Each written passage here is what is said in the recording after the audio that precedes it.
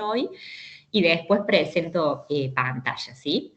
Bueno, hoy vamos a trabajar con dos textos, uno es de Ana María Brígido y otro es de Tenti Fanfani. Vamos a empezar con el texto de Ana María Brígido. Ella es licenciada en Pedagogía, especialista en Sociología y doctora en Ciencias de la Educación por la Universidad Nacional de Córdoba, ¿sí? En su texto trata el tema de la docencia como grupo profesional, ¿sí? Desde una mirada sociológica, cuáles son las demandas que la sociedad hace a estos actores sociales y cómo impacta eso en la idea de su formación profesional, ¿sí? Y su identidad profesional.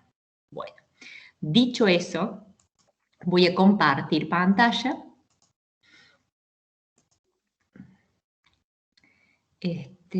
Acá tengo que apretar, déjenme ver.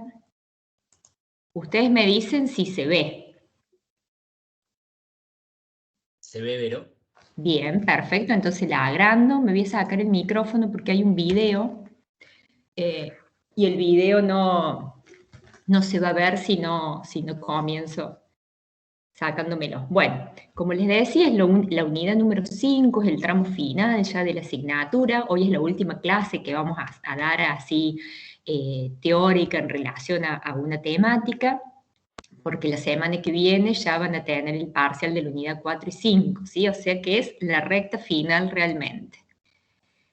Bien, como les dije antes, hay dos autores, Ana María Brígido, que habla sobre sociología de la educación, y Tenti Fanfani, sociología de la profesionalización docente. Son muy parecidos los nombres de los textos y van a ver que los autores también tienen ideas muy similares, por eso los elegimos no al azar, sino que los direccionamos la elección a ellos dos para tener esta mirada sociológica desde este punto de vista, ¿sí?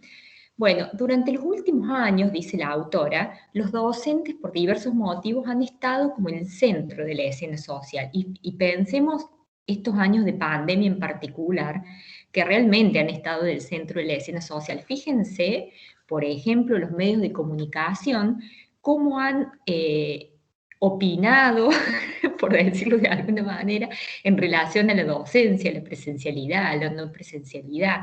Los padres, cómo se han metido dentro de las clases, porque realmente ellos, al estar en la casa y al estar sentados con sus hijos, han sido también partícipes de las clases de los docentes y también han opinado sobre esta profesión, que la podemos poner entre comillas, en relación a diversas cuestiones, presencialidad, no presencialidad, si da la clase bien, si no la da, qué contenido da, qué no da. Bueno, entonces, realmente estos últimos 2 años han estado en serio en el centro de la escena social, estos dos, los docentes como grupo profesional.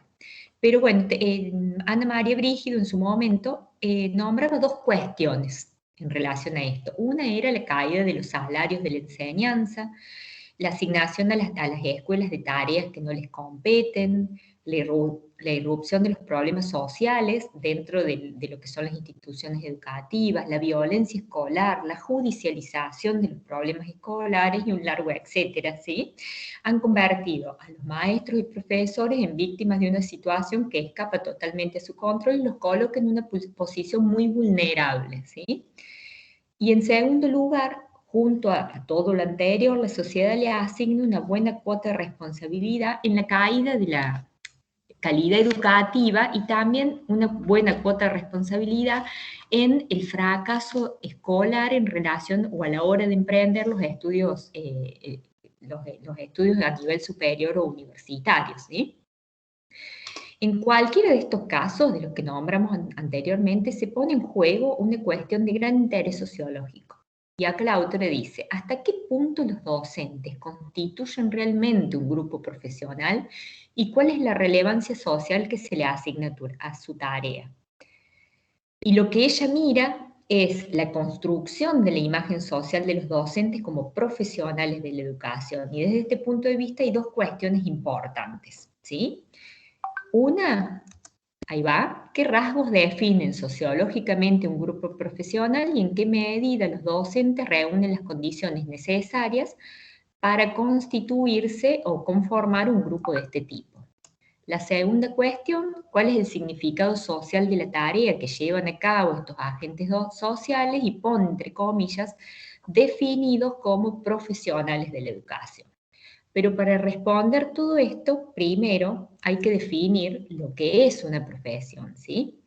Y Ana María Brígido toma el punto de vista de Max Weber. Se acuerdan que ustedes lo vieron en la primera unidad, es un sociólogo que pertenece a la teoría crítica, ¿sí?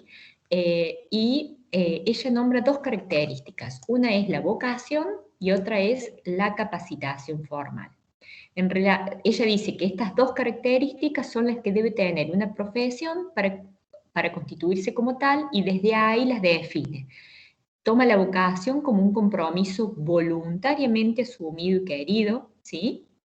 Y toma a la capacitación formal como la especialización en un área de conocimiento específico que se lleva a cabo, obviamente, en una institución avalada para tal fin. Por ejemplo, ustedes eligieron la carrera de educación física seguramente porque le encontraban alguna afinidad en relación a eso, que puede estar relacionada con el hábitus, ¿sí? Por ejemplo, el hábitus de Bourdieu, que hace que elijamos determinadas cosas y otras no, y eso lo traemos en nuestra biografía, ¿sí? Tanto motriz, corporal, académica, etc.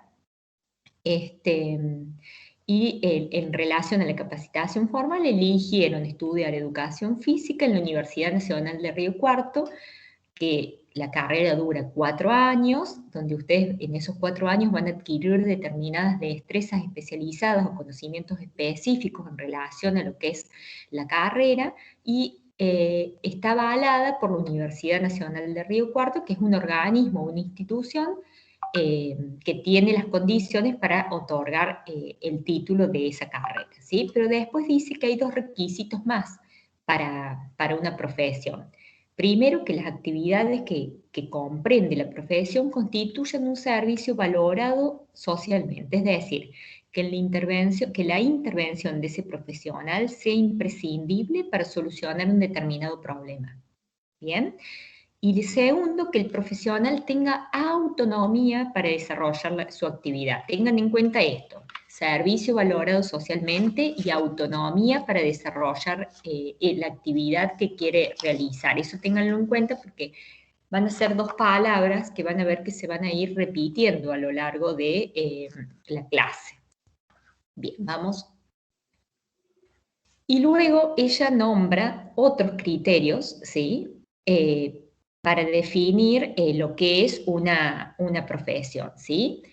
Son 6 los criterios que nombra. El primero es el dominio de conocimientos o de núcleo de conocimientos específicos, ¿sí? Que está relacionado, por ejemplo, dentro de lo que es la educación física hay determinadas destrezas especializadas que debemos dominar o conocer para formarnos como profesionales en esa área, ¿sí? Cuando estos conocimientos son muy especializados y exigen un grado mayor de capacitación formal sería dentro de una institución, ¿sí? Como habíamos charlado la otra vez, educación formal, no formal e informal. El ingreso al campo profesional se restringe. Fíjense en la carrera de medicina, vieron que hay un cursillo de ingreso que es eliminatorio. Hay carreras donde no hay cursillos de ingresos eliminatorios, sino que son nivelatorios, ¿sí? Como es en el caso de la Universidad Nacional de Río Cuarto, no tienen ninguna carrera que tenga un cursillo de ingreso eliminatorio.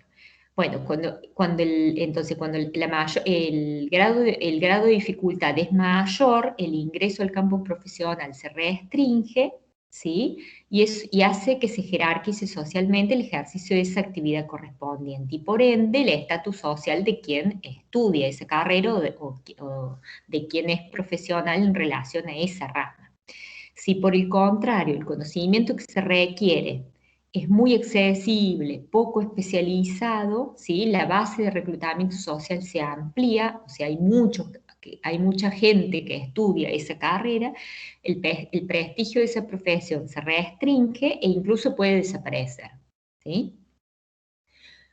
¿Se entendió ese primer criterio? Sí, profe. Sí, Sí, profe. bien. Sí, profe. Sí. Sí, bien. Bueno, el segundo criterio es el control de ingreso a la profesión. ¿Qué se imaginan que a lo que se refiere este criterio? Control de ingreso a la profesión. ¿Alguien puede decir algo en relación a eso?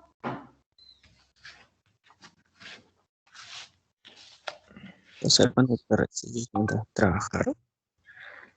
¿Cómo? Perdón que no te escuche. Cuando te recibís y empezás a trabajar. Ahí sería, cuando te recibís y empiezas a trabajar, no está mal, sería el campo laboral, donde vos ingresas a un determinado campo laboral y empiezas a ejercer tu profesión. El control de ingreso a la profesión garantiza al cliente, ¿sí? Yo hablo de cliente, después les digo por qué, que el profesional conoce su oficio y puede solucionar su problema, ¿sí?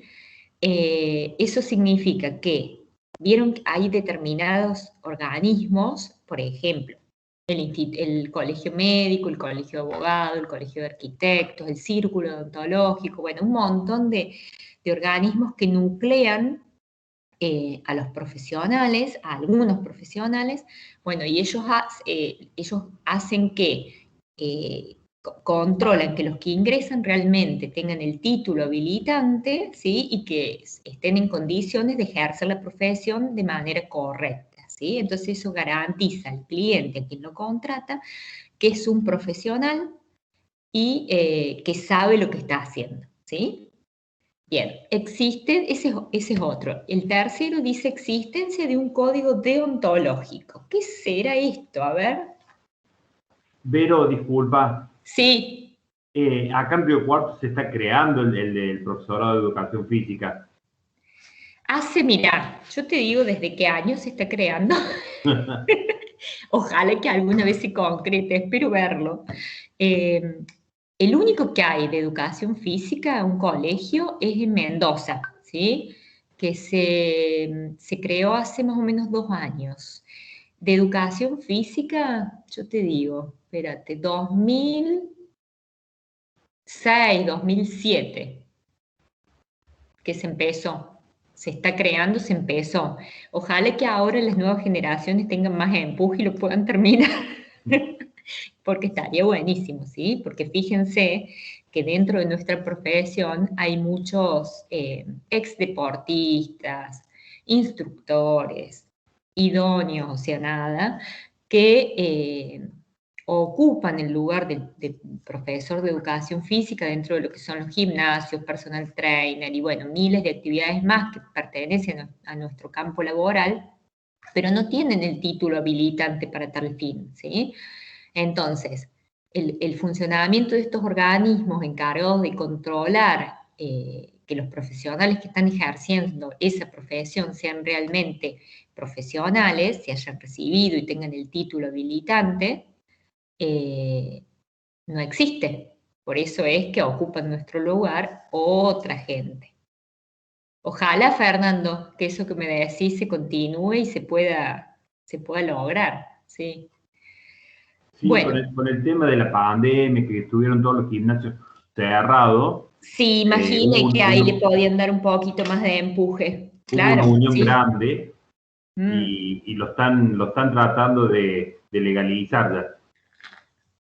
Buenísimo. Cualquier cosa que necesiten, yo tengo una ordenanza de que rige en toda la provincia de Córdoba, que me mandó en su momento un senador, no me acuerdo, que está legalizado eso, pero nadie lo controla. Así que yo la tengo guardadita como oro porque eso me lo mandaron no sé en qué año, yo creo que en el 90 y pico, porque estaba haciendo un trabajo en relación a todo esto, el ejercicio de la profesión. Bueno, seguimos. Decíamos existencia de un código deontológico. ¿Qué significa deontológico? ¿Sí? Porque uno cuando mira la palabra por ahí imagina algo que nada que ver. Bueno, deonto es una palabra de origen griego. Deontos puede traducirse como deber u obligación y logia, que es sinónimo de estudio, ¿sí? La deontología, ¿qué sería? Es un concepto que se utiliza para nombrar a una clase de trabajo o disciplina que se centra en el análisis de los deberes y los valores regidos por la moral. Sería como el ethos. ¿Se acuerdan que una vez hablamos del ethos en una de las últimas clases, de lo que está bien y lo que está mal dentro de una sociedad? Bueno, esto forma parte de lo que se conoce como ética normativa. Otros autores lo llaman código ético, que indica qué debería considerarse como bueno y qué debería considerarse como malo, ¿sí? Lo habitual es que ciertas profesiones cuenten con un código deontológico, que es una especie de manual que recopila las obligaciones morales que tienen que respetar a aquellos que ejercen un trabajo o profesión, ¿sí? ¿Qué es lo que está bien y qué es lo que está mal? Por ejemplo, un profesor de educación física dentro de su gimnasio no debería recetar determinados tipos de pastillas o que no sé cómo se llaman, para lograr resultados más rápidos, ¿sí? Eso estaría como dentro de lo que está mal en el ejercicio de la profesión, ¿sí? No puede recomendar, por así decirte, una suplementación, algo de eso, para eso. Claro, La persona sí. que necesite eso tendría que ir a un nutricionista, digamos. Exactamente, ¿sí? Es como que no podemos invadir otros campos que no nos corresponden, ¿sí? Si yo trabajo dentro de lo que es la rehabilitación deportiva, voy a trabajar al lado de un kinesiólogo, de un traumatólogo, y yo haré mi parte, no voy a hacer la parte que hace el kinesiólogo, que es la parte de masaje manual o de otras cuestiones, que es el campo laboral de ellos y nosotros no estamos capacitados para eso. Sí estamos capacitados para hacer la rehabilitación de la rodilla a nivel muscular, de movimiento motor, etc. ¿Sí? ¿Se entendió lo que es el código deontológico? Sí, pero... Bueno, buenísimo. Bueno, después hay otro que dice autonomía para trabajar. ¿Se acuerdan que nombramos la palabra autonomía hace un rato y dije, acuérdensela porque la vamos a nombrar bastante a lo largo de toda la clase? Bueno, el profesional aspira, cualquier profesional aspira a una libertad absoluta para ejercer su vocación de la manera que lo considere más adecuado, ¿sí? Pero acá nos preguntamos, ¿realmente los docentes, dentro de lo que es el sistema educativo formal, tienen autonomía para trabajar? Quédense con esa pregunta, después la vamos a ir respondiendo, ¿sí? Y acá viene lo que hablábamos antes, funcionamiento de los organismos encargados para controlar que los profesionales cumplan con el código deontológico, ¿sí? Y no violen no violen ese código, ¿sí? Que cumplan con su deber. Esto sería lo que es el colegio de arquitectos, de abogados, el círculo odontológico, etcétera, ¿sí? Nosotros no tenemos un organismo que nos nuclee como profes de educación física. Fíjense que tampoco tenemos matrícula profesional como tienen muchas otras profesiones, ¿no? Condiciones laborales. Acá, en las asociaciones profesionales, a diferencia de lo que buscan los gremios, fíjense que nosotros como docentes tenemos gremios en el ámbito formal, ¿sí? Dicha actividad está dirigida para proteger la profesión, ¿sí? Es decir, evitar que se distorsione su naturaleza y objetivos. En cambio, cuando hablamos de gremio, por ahí estamos hablando más de un organismo que lucha más que nada por el salario docente, ¿sí? Como que es la función principal, porque el docente no cobra honorarios como otras profesiones, sino que cobra un salario. Bien, en lo no formal puede cobrar honorarios, pero esos honorarios no están impuestos por un organismo encargado de controlar, ¿sí? Por ejemplo, dentro de lo que es la abogacía o la arquitectura o la medicina, esos honorarios no pueden exceder determinado límite de dinero, ¿sí? Entonces nosotros como no tenemos como un mínimo ni un máximo para cobrar una hora de personal trainer. Cada uno cobra más o menos lo que le parece, ¿sí? Pero no estamos nucleados para decir, debemos cobrar esto, o cuánto le pagan a un profe de educación física una hora en un gimnasio. Hay algunos que les pagan muy poco y a otros a lo mejor les pagan bien, ¿sí? Pero eso no está controlado ni regido por ninguna por ningún organismo oficial. Bien, luego de esto, de nombrar los criterios de una profesión, de definirla, etcétera, ella se pregunta, la autora se pregunta si los docentes constituyen un grupo profesional. Y ahí también, bueno, nombra varias cuestiones. Dice que no cabe duda que actualmente las profesiones tradicionalmente definidas como tal, abogacía, medicina, ingeniería, etcétera, tampoco a lo mejor tienen todos esos requisitos que nombramos anteriormente. Difícilmente alguna de ellas reúna hoy todas las condiciones señaladas en el punto anterior, ¿sí? Pero el caso de la docencia es como muy particular. En primer lugar, porque los docentes constituyen o forman un grupo muy heterogéneo, ¿sí? Y al menos para ejercer en el nivel elemental del sistema educativo, que sería el primario, no se requiere de conocimientos muy especializados, salvo en lo que hace lo estrictamente pedagógico, pero el acceso a la formación pedagógica tampoco ofrece mayores dificultades. Después, por otro lado, dice que hay diferencias muy grandes entre un profesor universitario y uno de la escuela media o de la primaria. Es muy probable que ninguno de ellos se siente identificado a sí mismo como miembro de la misma profesión, ¿sí? Su formación, sus intereses, los grupos con los que trabaja, el lugar donde se desempeñan y la forma en que lo hacen son completamente distintos, ¿sí? Entonces, esa diferencia entre los docentes de los distintos niveles son tan grandes que difícilmente puedan ser incluidos dentro de un grupo profesional unitario. Se trataría más bien de una suma de varios grupos. Y acá ella nombra determinadas cuestiones porque dice, los docentes constituyen una mera categoría ocupacional, ¿sí? Al ser un grupo heterogéneo, dice que constituyen una mera categoría ocupacional y dice, forman un grupo muy heterogéneo, ¿sí? Que es lo que hablábamos recién.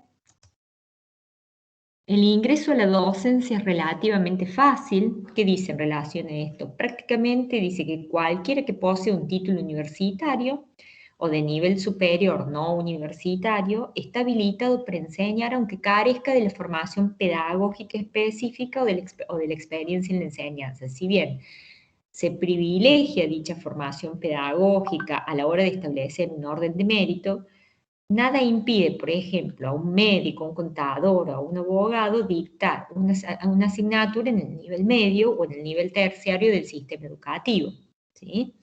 En relación a eso, es como que también dentro del sistema educativo formal no hace falta ser docente o tener un título docente habilitante para trabajar ahí. Otra de las cuestiones, vieron que yo recién les nombraba la palabra cliente. Dice que el docente no elige a sus alumnos ni estos a sus maestros, ¿sí? Sino que están obligados a aceptar el maestro que les toca y el docente tampoco elige el curso que quiere dar, la cantidad de estudiantes que quiere tener en relación a eso. Entonces las opciones de maestros y profesores son nulas en ese sentido, ¿sí? Presta sus servicios a personas que no requieren de él, sino que son obligados a requerirlo, ¿sí? O a recibirlo, porque la asistencia a la escuela es obligatoria. En síntesis, el docente trata con una clientela cautiva, dice la autora, ¿sí? Es la que le toca, no puede elegir a quién dar clases. Los docentes no cobran honorarios por su salario o por su trabajo, sino que cobran un salario, ¿sí?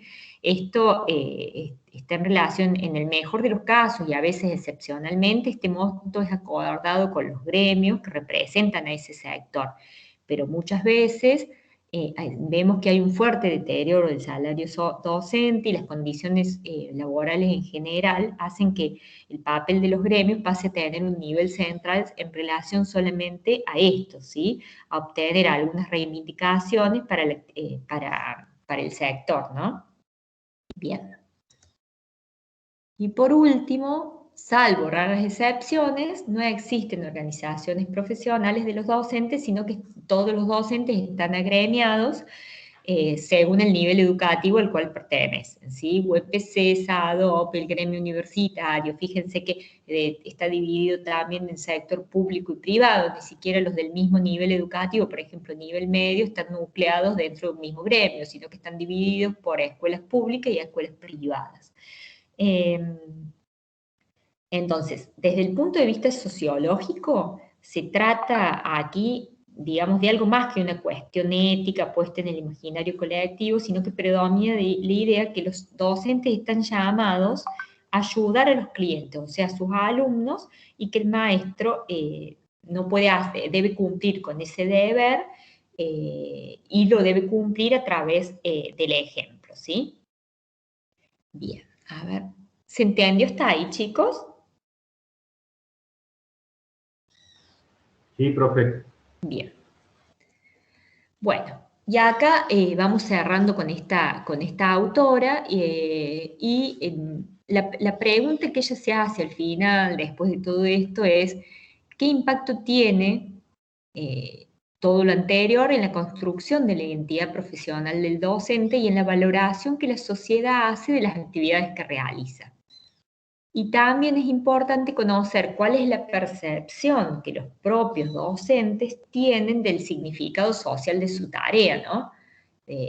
De cuán valorada está socialmente la tarea que realizan. Y para eso, para ver la posición del docente en la sociedad, una de las variables claves en cualquier análisis sociológico es esto que puse acá que dice estratificación social, que ahí lo van a relacionar mucho con lo que era la división de clases sociales de Max Weber, ¿sí?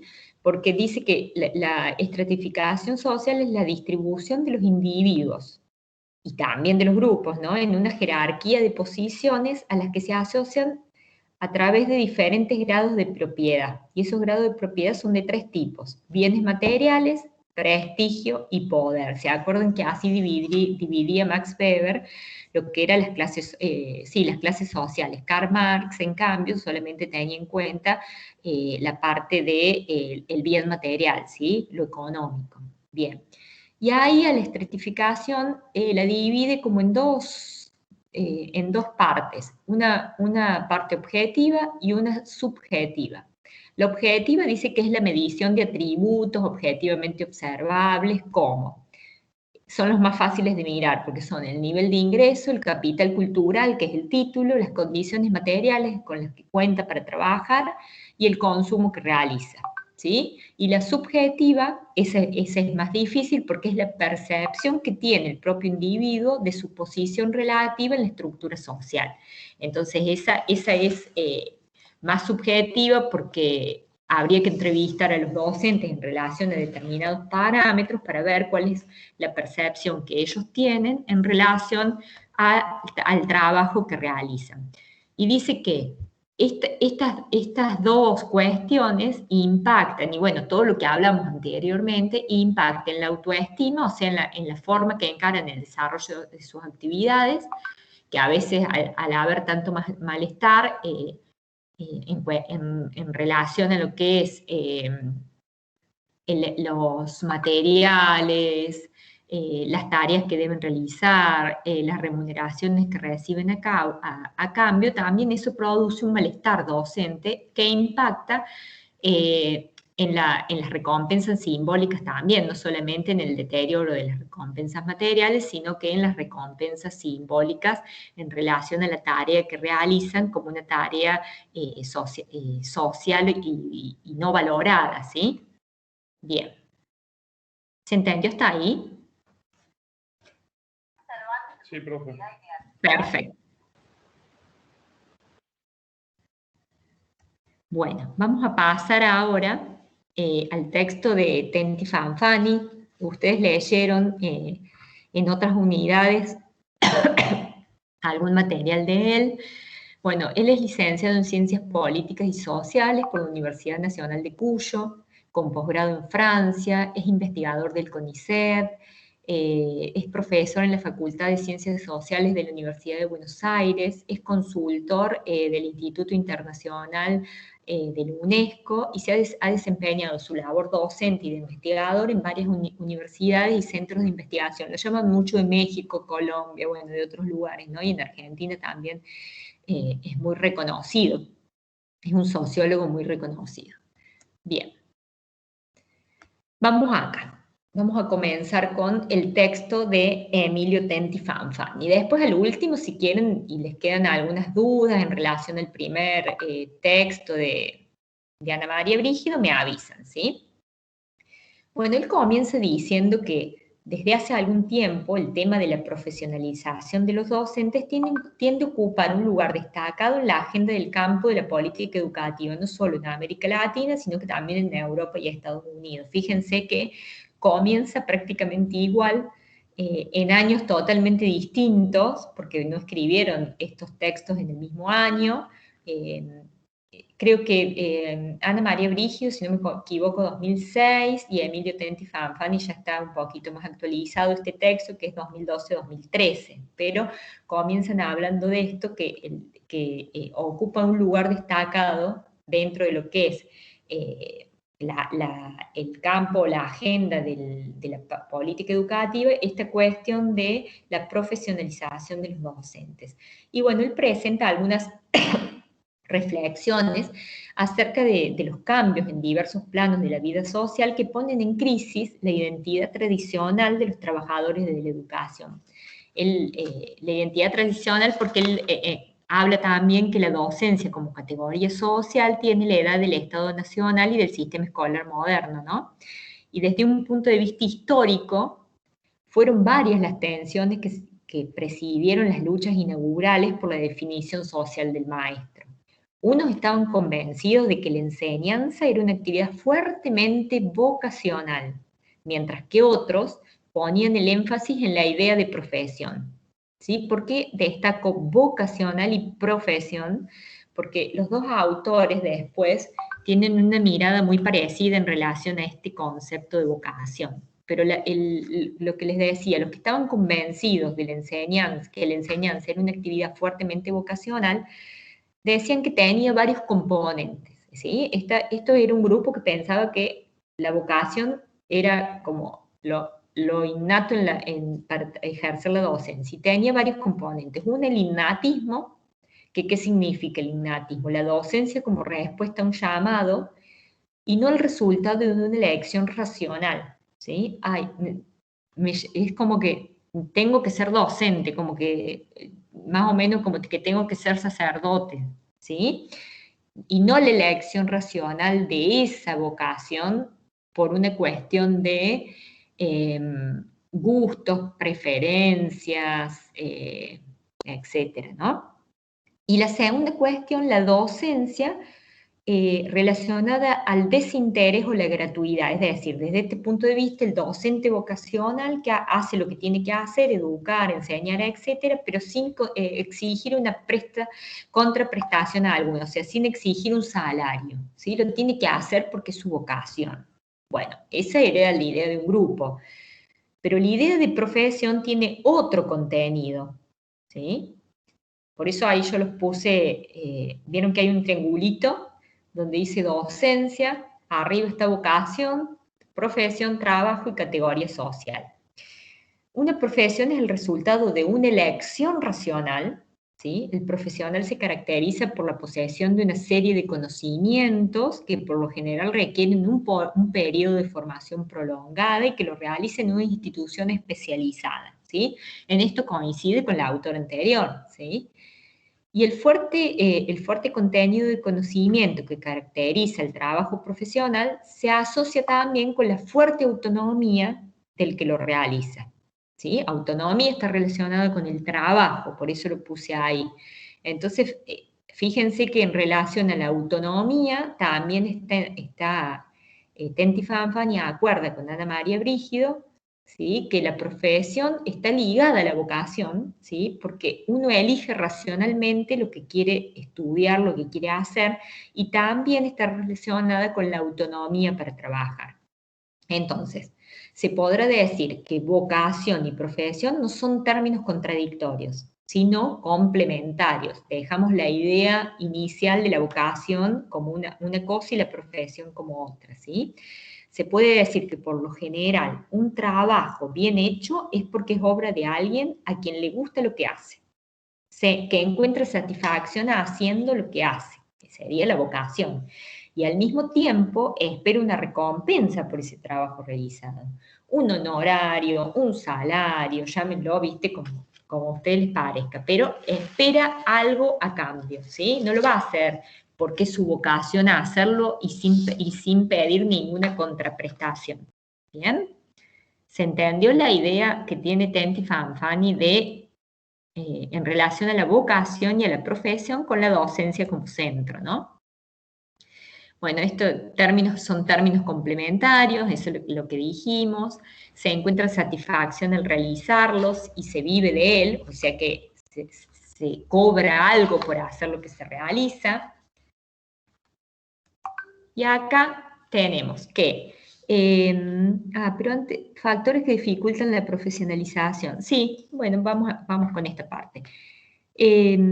Antes quería decirles que en el momento fundacional del oficio del maestro, el contenido vocacional, la vocación, tenía predominancia sobre el contenido profesional. Hoy puede decirse que el elemento vocacional no es el que predomina en el cuerpo docente de la mayoría de los países, ¿sí? En todo caso, el magisterio tiende a ser tan vocacional como cualquier otra actividad, como puede ser la medicina, la ingeniería, el derecho, etc. Y así como existen tendencias a la profesionalización, existen también factores que la dificultan y que en muchos casos la vuelven cada vez más improbable o más lejana. En América Latina, por ejemplo, la presión social por la expansión del servicio educativo obligó a reclutar docentes con déficit muchas veces importantes en su formación. ¿Qué significa esto? A lo mejor estaban en el último año del magisterio, no se habían recibido, pero al masificar el sistema educativo se necesitó de esos docentes que todavía no tenían el capital cultural debidamente acreditado para poder ejercer la docencia en distintos lugares de los distintos países que masificaron esto, ¿no? Entonces, otro factor que jugó en contra de la profesionalización docente fue la combinación entre exclusión social con inclusión escolar. En casi todos los países se masificó la escolarización de las nuevas generaciones, pero sin atender a las condiciones sociales para que se accediera a los aprendizajes que se necesitaba. Y en muchos casos las instituciones escolares, que acá Tenti Fanfani las llama multifuncionales, porque fueron utilizadas como campos de implementación de políticas asistenciales de la infancia, de la adolescencia, funciones tales como la alimentación, la contención social, la prevención de la salud, la lucha contra la drogadicción. Y bueno, los docentes se encontraron en el medio de exigencias que no estaban relacionadas a la formación y se sentían no calificados para realizarlas, ¿no? Pero, sí, ¿escuchás? sí, Su. También pensaba que los docentes siempre, en esto del trabajo, con respecto al tema del trabajo, somos, según Laura Fumagalli, que es otra autora moderna, actual, habla de el profesional como un profesional autónomo y también un profesional que es empleado, que responde a las políticas gubernamentales. O sea, respondemos, no tenemos tanta libertad. Es como que estas dos posturas siempre están en tensión. Por un lado somos autónomos y por el otro lado el gobierno de la provincia, de la nación, depende de la currícula, nos dice y nos dicta qué es lo que tenemos que hacer, ¿no? Claro, los contenidos a enseñar no los elegimos, ¿sí? Como tampoco lo que hablaste vos, o sea, no es todo lo sociológico porque viene el asistencialismo, la alimentación, los problemas en la escuela de droga, bueno, todo el tema adolescente, el rol de docente se hace como mucho más amplio y a la vez tenemos que ir capacitándonos para responder a todas estas necesidades. Exactamente, sí. Y en relación a lo que decía Susi primero, en relación a los contenidos de enseñar, nosotros tenemos como un currículum, ¿sí?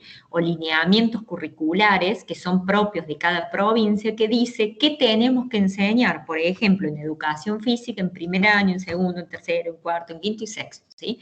Entonces, el docente tiene autonomía muchas veces de cómo enseñarlo, pero también hay determinadas pautas de lo que debe y no debe hacer para enseñar determinado contenido, pero no puede elegir el contenido o lo que quiere enseñar, sino que se debe regir por ese currículum y esos lineamientos curriculares. Bueno, ¿vamos bien hasta ahí? Acá sí, acá justo, Vero, en la Sí. Filipina nombras que los docentes ven amenazada su identidad y tienden a sentirse obligados a convertirse en trabajadores sociales, educadores y psicólogos.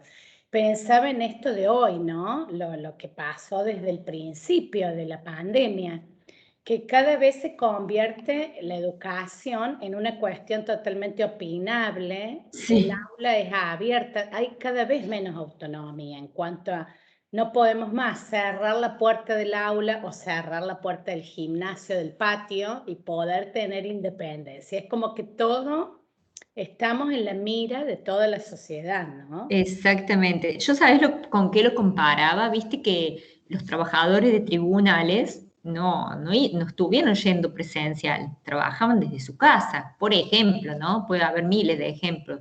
Rentas, están haciendo todo virtual, cuando hay gente mayor que no puede acceder o no entiende el tema de la virtualidad, pero nadie opina de eso. ¿Sí? No opinamos de los empleados de tribunales, de los empleados de renta, que también son empleados del Estado, igual que los docentes.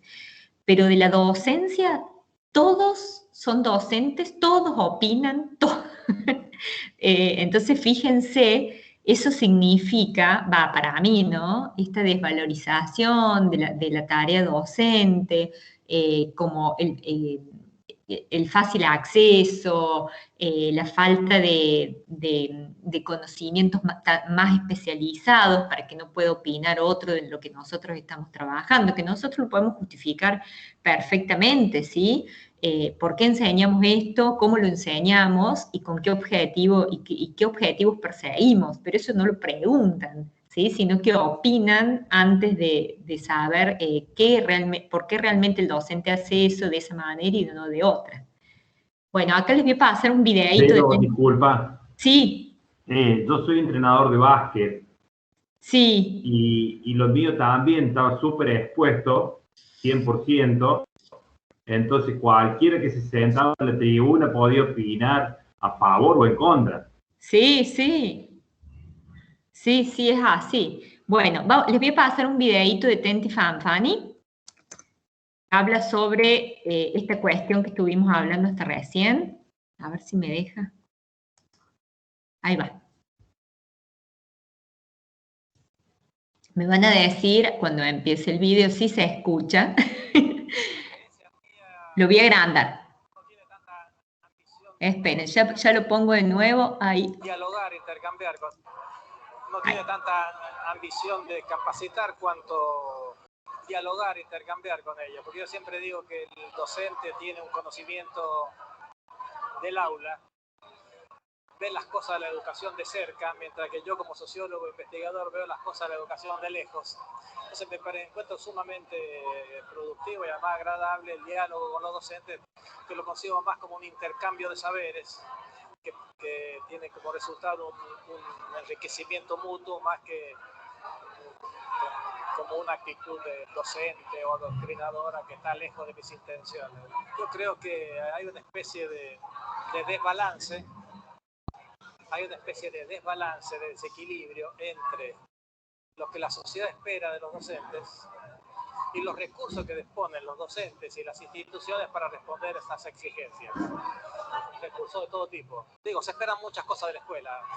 Cada vez más le ponen funciones y misiones de escuela, no solamente enseñar las clásicas disciplinas, leer, escribir, contar, historia, geografía, física, sino también ecología, derecho, ciudadanía, cuidado del cuerpo, de comportamientos viales, de cultura ciudadana, política, bueno, cuidas de la salud, los dientes, o sea, una sobredemanda. Además, también se pide de la escuela que socialice, que desarrolle una serie de comportamientos y valores básicos en los niños que antes correspondían más bien a la familia, ¿no? Se dice que la familia es la que educaba y la escuela instruía. A la escuela uno iba a aprender conocimientos, pero esos valores básicos, saber comportarse, el respeto, se supone que esas cosas las aprendían en la escuela. Ahora también se le carga esto a la escuela. La escuela tiene que a veces cumplir funciones que antes cumplía la familia.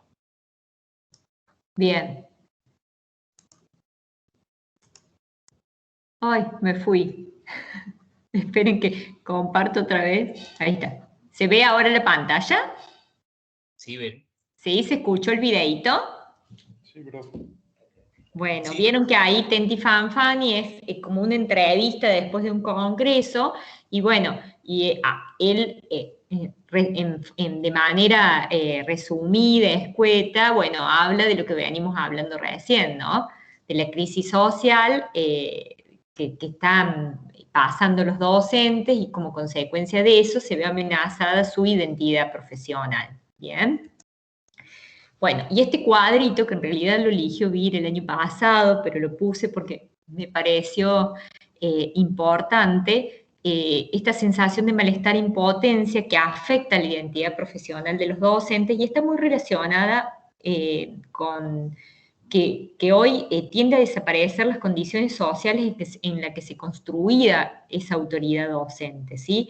La autoridad del adulto ya no pasa o no se presenta como natural, sino que es un ingrediente necesario para la eficacia del trabajo pedagógico, pero muchas veces nos enfrentamos a estas cuestiones, ¿no? Fíjense que ahí dice, en la actualidad las familias no acompañan el aprendizaje y se convierten en controladores del trabajo. En la primer figura, a mediados del siglo XIX, ciertas responsabilidades correspondían a la familia y otras a la escuela, ¿sí? Cuando el hijo se sacaba una mala nota, los padres lo retaban qué notas son estas, o si el docente le llamaba la atención, le decían, y bueno, algo habrás hecho, tenés que respetar al docente como autoridad. En cambio, actualmente, cuando el docente pone una nota que a los padres no le gustan, se acercan a la escuela y dicen, ¿qué notas son estas? ¿Sí? O cuando el docente lo reta o le llama la atención, también van a hablar con los padres, con el docente, para justificar a su hijo, ¿sí? Pasa mucho actualmente en todos los ámbitos educativos, no solamente dentro de la escuela, sino que dentro del sistema educativo no formal también, ¿no? Antes como que la autoridad del docente era... o sea, no se discutía, ¿sí? Ya estamos lejos de la escuela como templo y el magisterio como apostolado, ¿sí? Sino que se está desnaturalizando ya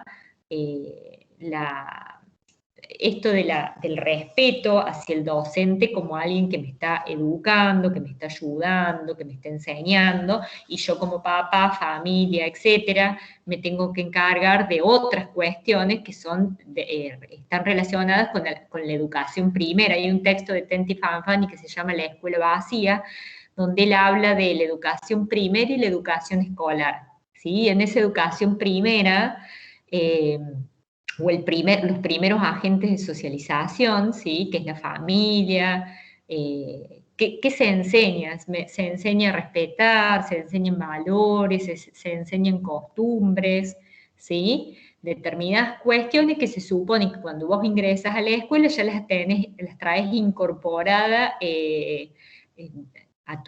dentro de lo que es tu educación primera, ¿sí? Pero actualmente eso no ocurre, entonces la educación secundaria, que sería la educación escolar, también debe ocuparse de cuestiones de esa educación primera que no fueron tenidas en cuenta o enseñadas por los primeros grupos de socialización, como es la familia. Bien.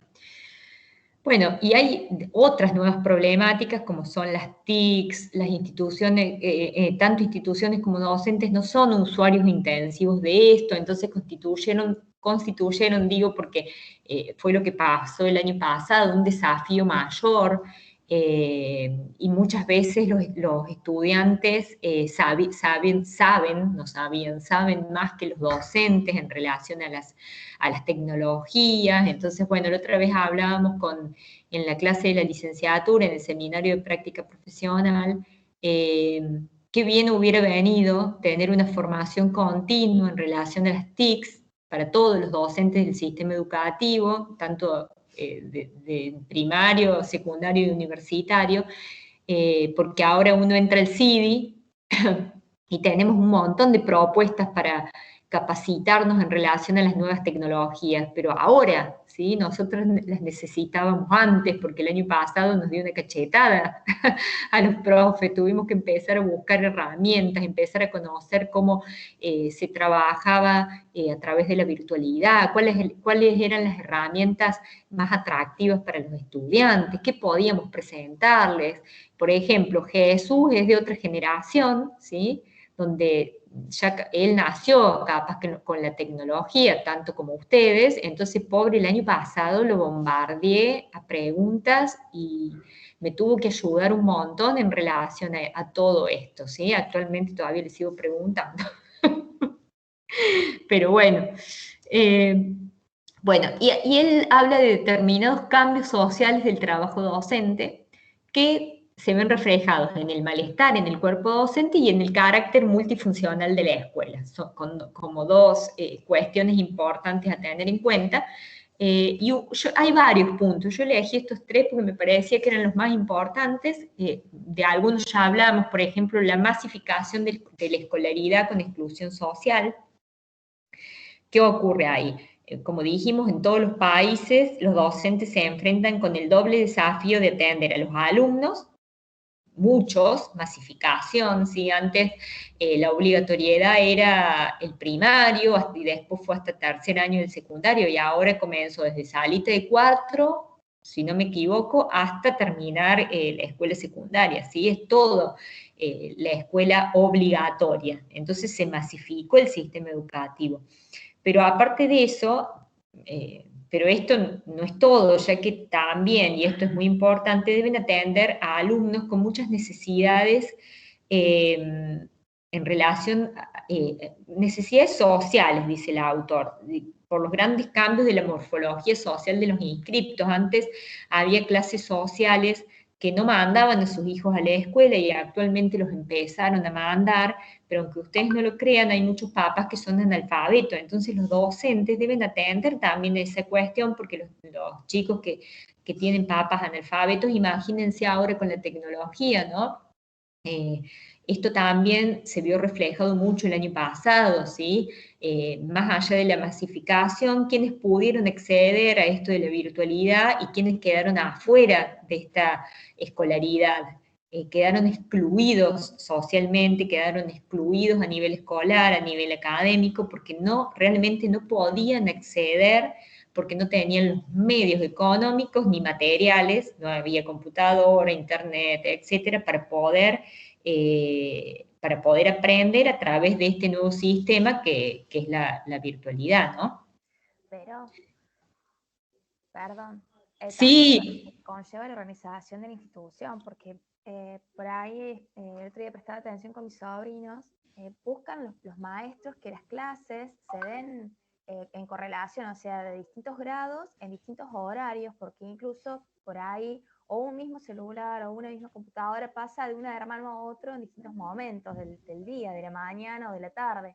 Entonces tratan de no superponer entre los grados los horarios de dictado de clase, se reducen las horas y tratan de no superponerlos porque por ahí es un solo elemento tecnológico que dispone la familia para todos los chicos. Más allá de que por ahí pueden hasta no tener, tienen que pensar la institución hoy en día en cómo organiza esos momentos. exactamente, sí. Esto que dice, miren, yo trabajo en una escuela donde la mayoría de los estudiantes que van son de clase social baja, y algunos muy baja. Lo que pasó el año pasado que no tenían acceso directamente, o sea, no tenían internet, no tenían datos en el teléfono, no tenían cómo continuar los estudios escolares a través de la virtualidad. Entonces, bueno, lo que tuvieron que hacer docentes y directivos es ir, ver cuáles eran los chicos con problemas en relación a esto, que eran muchos. Fueron casa por casa llevándole las fotocopias para que pudieran estudiar los prácticos que debían entregar. Pero muchos tampoco lo podían hacer porque no tenían en la casa quien los ayudara con eso, ¿sí? No tenían una mamá presente o que conociera, a lo mejor no había terminado el secundario la madre, o era analfabeto, trabajaba todo el día, entonces tampoco acercándoles eso pudieron lograr continuar con los estudios, digamos, a nivel, con los estudios escolares. Muchos quedaron fuera del sistema educativo. Entre el año pasado y este año hubo muchos que no pudieron continuar con lo que es su educación obligatoria. Entonces, fíjense ahí que se hace una fuerte división entre los sectores privilegiados y los que no lo son en relación a la presencialidad y no presencialidad, ¿sí? Después va a haber que cuando volvamos a la normalidad, que no sé cuándo será, todos esos chicos vamos a tener que rescatarlos para que vuelvan a la escuela, porque actualmente no están asistiendo, ¿no? O sea, no están asistiendo virtualmente, ¿no? No tienen los medios para llegar, a pesar de los esfuerzos, no tienen los medios para llegar. Bueno, otra de las cuestiones que no... Sí. Con respecto a eso, sí, te digo el estado opuesto. El colegio San Ignacio, Claro. a la mañana le daban todas las clases tradicionales y a la tarde en inglés. Digamos, todo lo opuesto. Todo lo opuesto, con todos los recursos tecnológicos, con la familia a su disposición todo el día para ayudarlos a ingresar a las clases, etcétera, ¿no? A lo mejor con una computadora para cada uno, con internet. Entonces, bueno, se notó la brecha, se notó la brecha con esto de la virtualidad. Sí, por ahí también el asesoramiento de psicopedagogas, acompañantes, apoyo escolar, todo eso también se nota cuando no hay condiciones económicas que lo sostengan. Claro, claro, sí. Bien, otra de las cuestiones dice los cambios en las relaciones de poder entre las generaciones y en la estructura y dinámica de los grupos familiares, ¿sí? Bueno, esto que dice que se le asignan a las escuelas más diversas funciones múltiples y en muchos casos contradictorias, por ejemplo, al mismo tiempo. Esta acentuación del carácter multifuncional que le llama Tenti Fanfani de la escuela no se corresponde con el volumen y la calidad de los recursos que se les asignan, ¿sí? Entonces, la consecuencia de esta relación es la decepción y el desencanto social respecto de la escuela y una profunda sensación de malestar en el cuerpo docente que percibe no poder estar a la altura de las circunstancias, porque más allá de lo que tiene que enseñar, debe hacer todas estas multifunciones, pero no tiene los recursos necesarios para llevarlas a cabo, ¿sí? Entonces, eso se traduce en el malestar del cuerpo docente. Y por último, yo puse las innovaciones en relación en el campo de las nuevas tecnologías de la información y la comunicación, y esto está relacionado con lo que hablábamos recién, ¿no? El acceso a la tecnología, quiénes lo tienen y quiénes no, el acceso también a la tecnología por parte de los docentes, que muchas veces son docentes que se están por jubilar y que no han tenido la capacitación de la formación continua en relación a las TICs, entonces los estudiantes o los alumnos del primario saben más que ellos.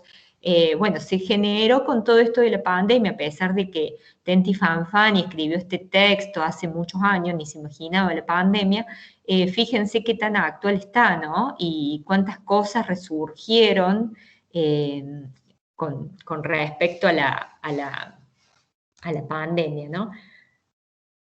Bueno, él la llama cuasi profesión y esto la multifunción. Esperen que quiero salir de acá. Ahí está. Ya dejé de compartir pantalla, todavía no. Todavía no. Ah, bien, espérate, entonces a ver cómo hago para dejar de compartir la pantalla. No, ahora sí, pero quedó la pantalla congelada. ¿La mía? No. No, estás compartiendo toda Sí. la pantalla. Entonces, Dejar de compartir, ahí está. Ahora sí. Bueno, quedaba un texto más, que era un texto que había escrito yo en relación a esto, al perfil profesional, al campo laboral, al graduado reciente, etcétera, pero con los profes decidimos sacarlo de la unidad 5, lo vamos a dejar solamente para los que rinden como libres, los que rinden como regulares en la unidad 5 van a tener estos dos textos que estuvimos charlando hasta recién, Tenti Fanfani y Ana María Brígido, primero para que sea más llevadera, toda una unidad en una sola clase, en relación a la temática que tratamos hoy, que es la docencia como grupo profesional. Por eso decidimos ese texto. Ustedes van a encontrar 3 textos en la unidad 5, pero el último no va, ¿sí? Sino que van a rendir con estos 2 que estuvimos hablando hasta recién. ¿Tienen alguna duda con respecto a lo que charlamos? ¿Quieren agregar algo? No sé, lo que quieran decir en relación a la temática dada hoy. Los finales. Porque las inscripciones cerrarían hoy y no sé cuándo estarían cargando la regularidad para inscribirse al primer llamado.